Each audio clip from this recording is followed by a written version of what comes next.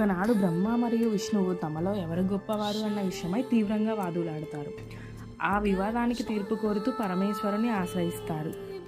స్వతహాగా అగ్నిస్వరూపుడైన పరమేశ్వరుడు అంతులేని అగ్నిస్తంభంగా జ్యోతిర్లింగ స్వరూపంలో సాక్షాత్కరిస్తాడు. అప్పుడు శివుడు ఇలా ప్రకటిస్తాడు: ఈ జ్యోతి యొక్క ఆది అంతములను ఎవరు కనుగొంటారో వారే శ్రేష్ఠులు అని.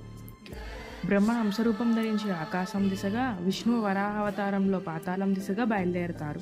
ఎన్ని కాలాలు గడిచినా ఆ జ్యోతి యొక్క మొదలు తుదిని కనుగొనలేకపోతారు.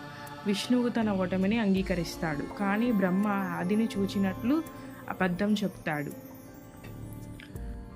అంతేగాక మొగలి పువ్వు మరియు నందిని సాక్ష్యంగా నిలబెట్టి అది నిరూపించడానికి ప్రయత్నిస్తాడు. మోసాన్ని గ్రహించిన పరమేశ్వరుడు కేతకి పువ్వుకి ఇంకపై పూజార్హత ఉండదని శపిస్తాడు.